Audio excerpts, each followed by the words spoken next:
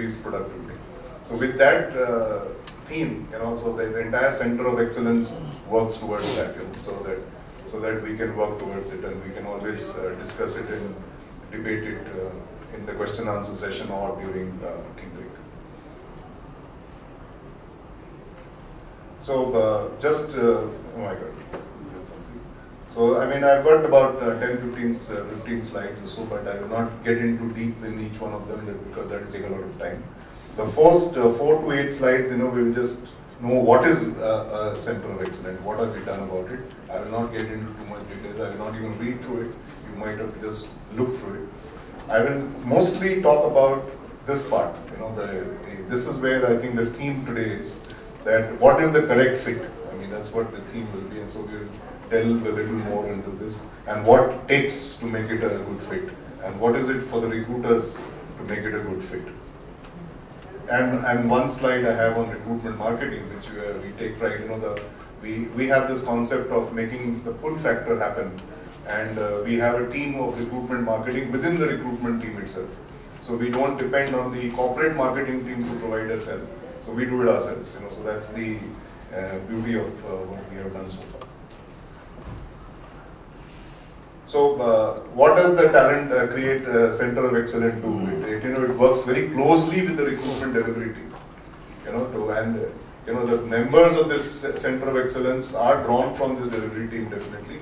And we have 2 or 3 people in our team. We have a team of about 50 odd recruiters, or 40 to 50 recruiters across all the centers which we have internationally.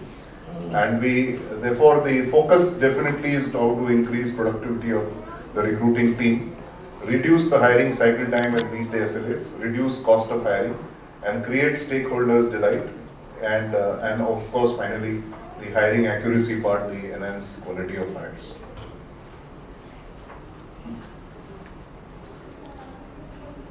The next is very quickly, I will not get into too much of detail. So this increasing productivity of the recruiting team is definitely, I think, sometimes this aspect, that we have to increase productivity gets lost because of our daily transactions. The recruiters get in the morning, oh, those interviews are scheduled, oh, that candidate is not coming, oh, shall I give a call? I mean, you were supposed to do, what is that offer to be going out? So all that transactional jugglery which goes on in the morning and evening, till late night. So somehow we need to focus on this, that how we improve on this. And that's where the center of excellence concept comes in. So, the recruitment marketing team, which I was just talking about, creates that pull factor. The recruiter TA managers' incentive plans have to be worked out in such a manner that, in this pressure cooker environment, the TA team people do not lose steam. It can be really taxing. And reward and recognition for recruiters, goal orientation, better time management, some programs based on that, benchmarking best practices, and vendor evaluation, contracts management. So all that has to be done, and we do it centrally, in this center of excellence. So it cuts across. So if you have to develop a team in Vietnam and there is a recruiter or a HR person there, so the standardized practice, etc., the center of excellence team provides that facility to him, and that or whoever that person is handling. I'm just taking an example of Vietnam. It could be any place. It could be in Chennai also. So that's why it works. So now the concept is that if you can reduce the recruitment team's actual recruiting time,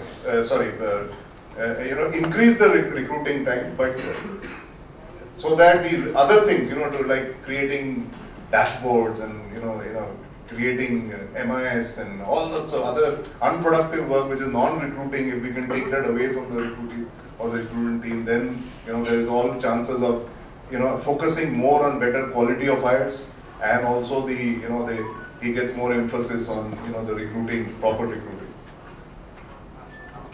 So hiring cycle, that you adhere to a process. So we have to create a manual and adhere to a process. Funnel management is important. That we often make that mistake of trying to close positions. If you have seen in the past that if you are getting in 100 profiles to close 5, I'm just giving an example. Don't take that as a mandate. And finally, we have to do 10. It will be always 5 if we don't get to more than 100. So that funnel management at each level, that how many interviews to be done in a week, how many shortlisting should be done in a week. So the entire funnel of the CV management or the closures have to be tracked, and you can also create exciting moments. I know in my previous slide I put create fun in that recruitment. You create those weekly contests or some excitement or double or quits or something like that. So the team is always geared up to do something more exciting. So anticipatory hiring. So you have to work very closely with your hiring managers to make sure that you have to anticipate your hiring. That means better forecasting from the business, so that you build in that pool so that just-in-time delivery can happen. And especially in our type of hiring where there is a niche hiring, our joining cycle is almost 60 days to 90 days. So that's a lot of time when you have to take care of, keep the candidate warm and the funnel very strong. Creation of talent pools. We must know where those talent pools are in the country or abroad. So where do we get those pools? I mean, which city will have those places? Which company will have those places? Where has our business team lost business to, or they will win business again? So those are the people where the talent pools are. So getting them from the business teams are also very important. Working towards, we normally tend in the IT sector to work with the IT delivery teams, but we tend to forget the business group people. And they are the reservoir of information about the market and the industry. So those are the things which the center of excellence people are able to focus towards and getting the support to the delivery team. So I'm not going through this. These are very self-explanatory things, and so you have to make optimal use of all channels like employee referral programs and that social media networking which has started off now, and so many other things. Campus hiring engagement programs, proactively. Training DNA in the organization, very important. I'll touch upon the training aspect of recruiters much more after this. Reduce cost of hiring. I mean, this is a judicious use of staffing agencies.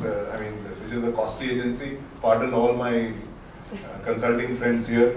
That this is an area where it's always a conflict between the internal recruiters and the hiring. When I joined Harrison 10 years ago or 11 years ago, our hiring through consultants were almost as high as 70%, and today it is less than 15%.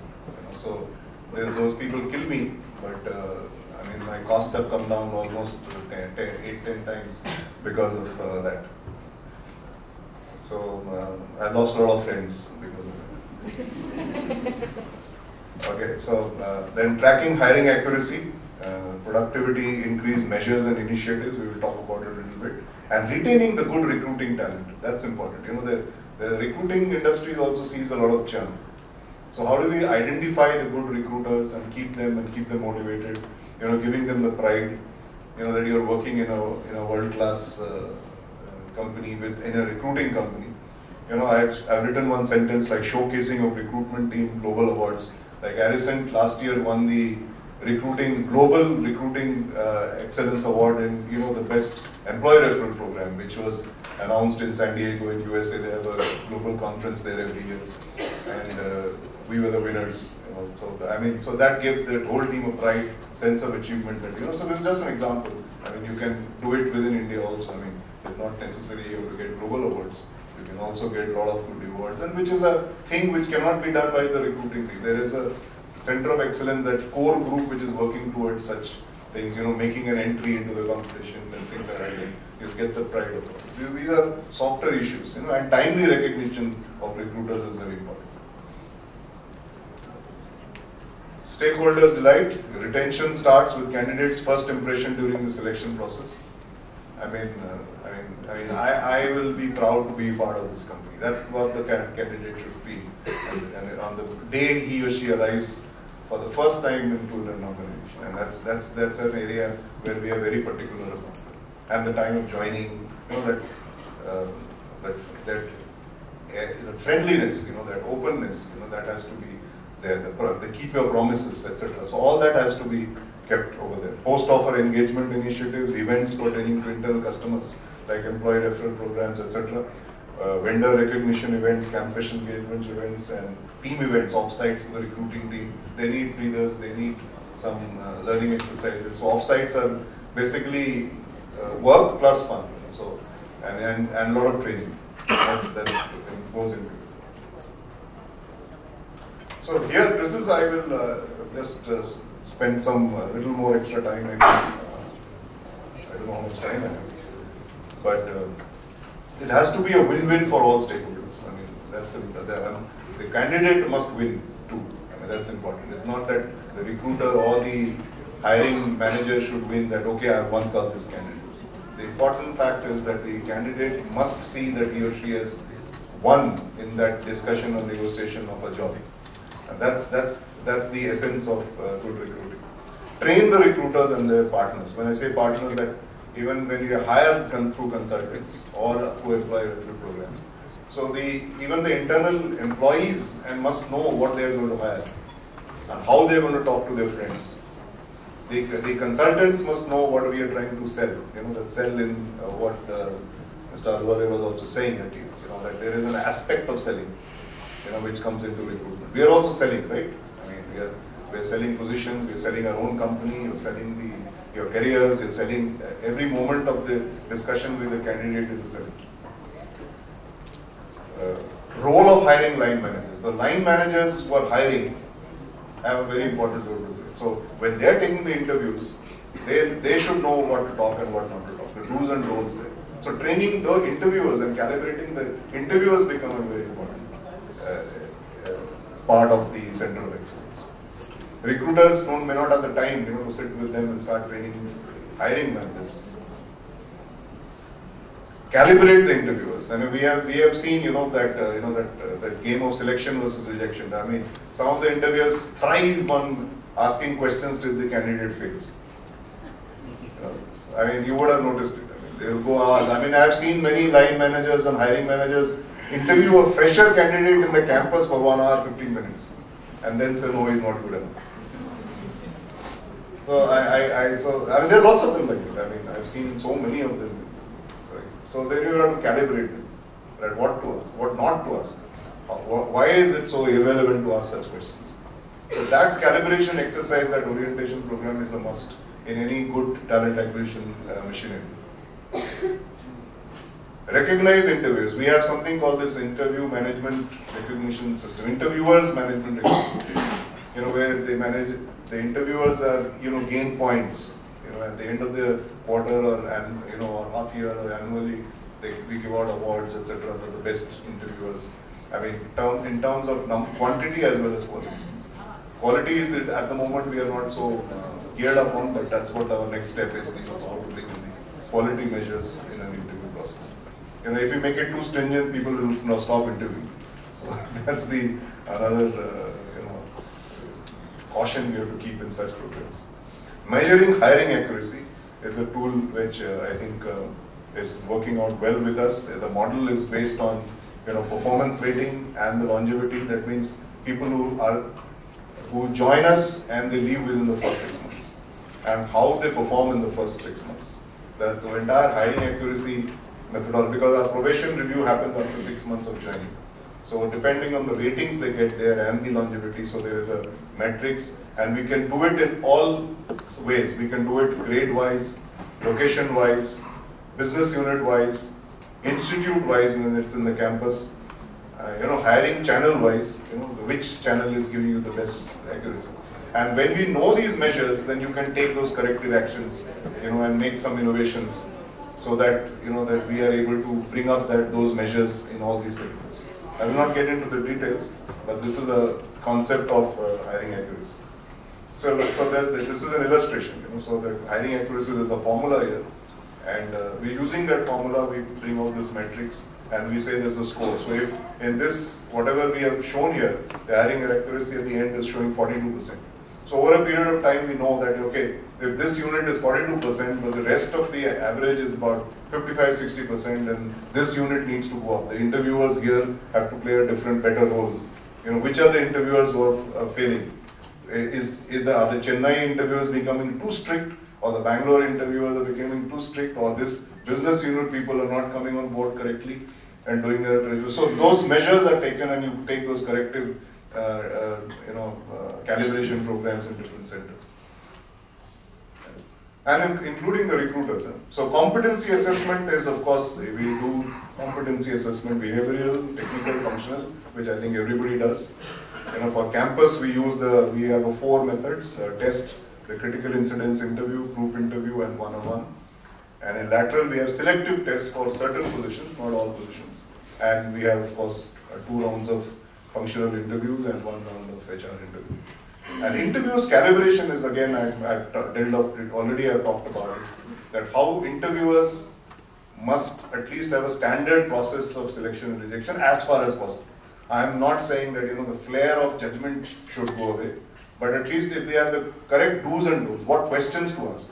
If you are hiring a salesperson, then are you asking the right questions which are supposed to be asked of a salesperson? So there has to be that method of audit. That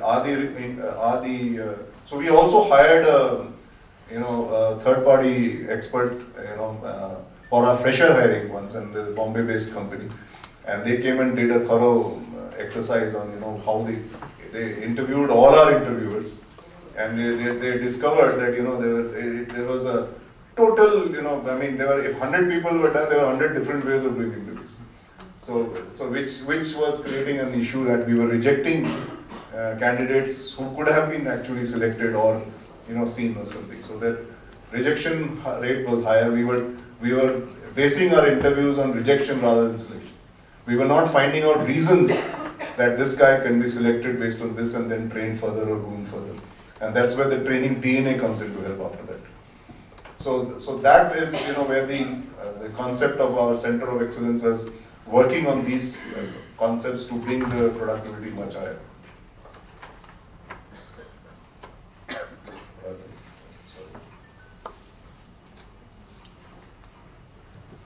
Sorry. So recruiters training is an ongoing process in our company, and we insist on that that the recruiters training on all these aspects of how to right from there is effective goal setting. What should be your goals for the week or for the month? Input goals. I'm not talking about only joinees. How many do we have to source? How many of them will get rejected? So there is a pattern which emerges every month. Can we improve on those patterns every month? Is where the effective goal setting comes in. Altruism, the mindset. Altruism basically means friendliness. The consulting attitude. That am I helping somebody to achieve? The hiring manager to hire and the candidate to join. So that creating that win-win atmosphere without putting pressure is the mindset of the recruiters. Technique of selling benefits to candidates. You don't sell the features. You sell the benefits. What is it going to be for him or her when he joins the company? So everything. So whether it's a company, so we say, oh, I'm a Fortune 500 company. So what? So how will that help him? How will it help her? Is the question which the candidate is wanting to ask. He doesn't bother whether we're in Fortune 500 or 1000 or 100. So how will that help him in his career is what he's wanting. So that's the difference of, I'm saying, selling benefits rather than features. CV reading, assessing, managing, tracking funnel and process, effective interviewing, self-organization. How does an interviewer organize himself or herself for the day's work? Is he giving himself or herself for some strategic thinking, planning, making dashboards, etc., and working, or always from morning 9 o'clock to night 9 o'clock is only looking at CVs and Naukri and Monster and this, that constantly. And so that juggling, so how does that person self-organize himself or herself is part of the recruiting. And all this is done for what? It is only to ensure that the correct fit happens and the productivity is going up. That I can give you a figure that 3 years ago and now, our recruiting productivity per yield has gone up 3 times. And that means recruiter per joinee per month.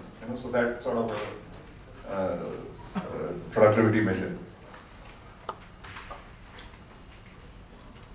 So, and then there is a recruitment managers training. So in addition to what we do to the recruiters, the managers are given a little more in-depth training into how do you keep the channel mix going, the allocation of requirements. That if in our type of a company, there are various types of technical requirements. So which recruiter or which team can do a better job of sourcing this rather than sourcing that? So the allocation of the right requirements to the right recruiters is also an art, and the managers need to pick it up and sense it faster and do it. So that's an area which we do. Using the funnel management accuracy index, that's the thing. So how much deviation from the input goals targets we measure and track and all the managers.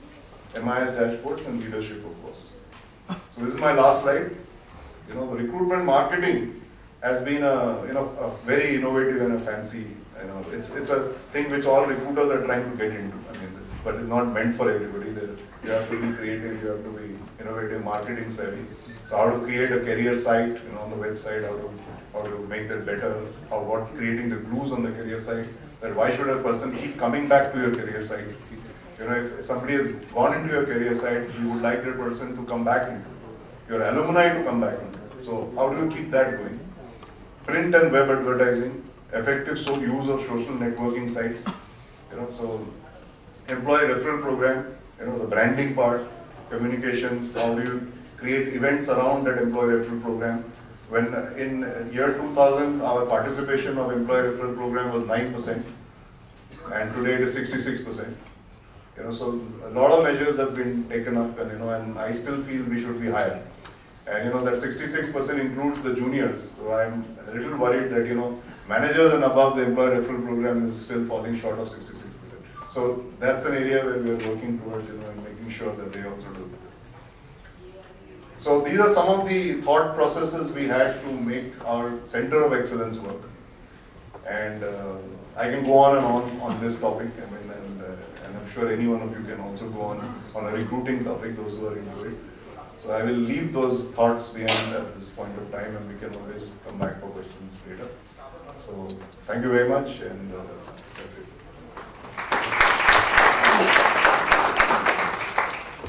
Thank you, Mr. Sen. Excellent presentation. A lot of insights around hiring, particularly in the IT space, which is again very, very different from hiring at higher levels, niche levels in real estate. So completely different approach. The structure around centers of excellence at RSN, the various processes that are followed, the focus on recruiters, identifying recruiters, training recruiters so that they get the basic skills that are required, aligning them both internal and outside, so that everybody is working in a singular machinery directed at the same level. Also ensuring that they all have fun, very important. Having a dashboard which critically measures every phase, every step, excellently structured. I'm sure young recruiters who are there in the audience would try and take down most of what he has said and try and see if you can incorporate that in your own processes. Lovely idea to have offsites for these people because they work like in a manufacturing process. So, there's hard work to be done. So get them off once in a while they have fun and training, and get them back so that they're energized to deliver what they are supposed to. Also evaluation of channels and constantly correcting them so that which is most effective for me, what is not effective, how do I make it better, what is most effective, use it more often, and therefore have a focus around changing your approach to hiring people. I think that's important, that's very focused. Excellent.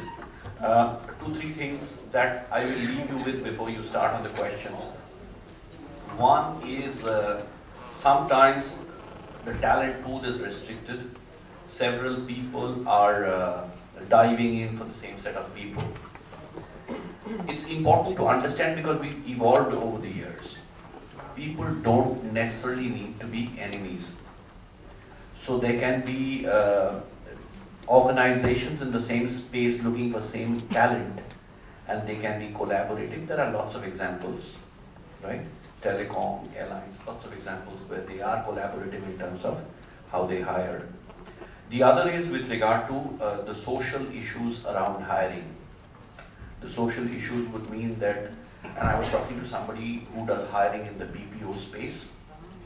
Currently, there's this huge number of attrition that stares them in the face, and particularly of numbers who, when they leave the organization, they leave the BPO space, right? So the available talent in the BPO space is really, really getting restricted. And therefore, the recruiters diving into all kinds of background. You're hiring from villages, from towns, from cities which are large, cities which are not large. This is one space from the social side. The other is there are organizations who hire expatriates. And there are again social issues, social context, etc. Both these are very important to understand, and we can always discuss on how to deal with either of them because they have multifarious problems, right? And the last part which I want to leave with you is as corporates, we can only hire and refine talent and get them close to a fit that we want. But what is important is if we don't work with people who feed the talent into the market, which is the academic institutions, the colleges, etc., and work on a strategy at that level, we will eternally, keep stumbling.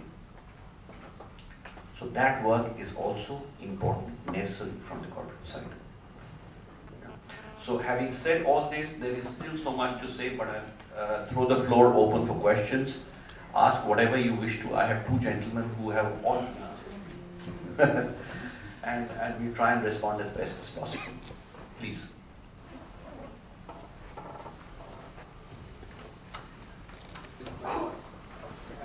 When you mentioned that external customers engaging them and all, when you make an offer before the joining, you have any specific methods you are taking care of, before the guy joining? See, you will have to, the least you can do is to engage with them. And it is not to be, we have a system where even our hiring managers, suppose there's a project manager and he's hiring or she's hiring, then even that person is, talking to that person, that what are your aspirations, what type of technology, then you keep sending them some material to read, they bring in that sense of belonging during that period when he or she is supposed to join. See, in spite of all that, there is a joining ratio which you have to keep in mind. You know for sure that that your joining ratio is about maybe 70% or 80% or 75%. So you can only improve on that marginally, but the only thing you have to ensure is that doesn't dip. Then there you are in danger. So because see, all your other parameters are based on your joining ratio. 20-25%, I don't know, whatever figure, maybe 10%, will not join you anyway. So these measures are done to make sure that at least you don't slip on that percentage. There will be some people who also, the quicker, the smarter recruiters, the better recruiters, or the best recruiters, we have done an analysis, even their joining ratios are better. Because they do a better job of engaging with them. And they bring in that sense of belonging already. They will put them onto the employee referral program, get you more people, this, that, and all. So they are constantly doing that. So the time management of the recruiters to engage in this, and with the help of the Center of Excellence. The Center of Excellence, the marketing people will provide all the material, the newsletters, some reading material, something on the company or from the industry, and it is going. So, ideally, so that sort of a thing. We have this concept called hiring champs, which is we go and recognize our managers, our hiring line managers who do a good job of such things, and who do a good job of following our processes, shortlisting quickly, giving interview feedback correctly in the right process. So there are, even amongst the hiring managers, they are good in the back. And they are the ones you'll see they do good job of engagement with those people which you're talking about. So you can keep innovating, that's it. But make sure you don't dip on your joining ratio.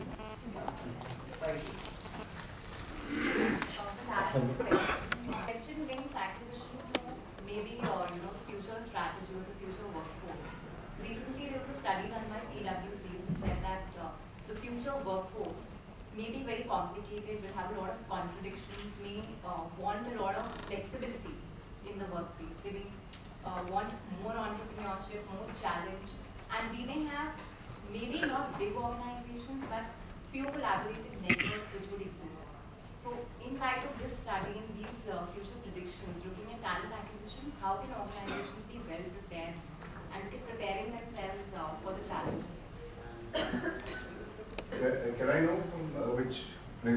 organization you are, who you are?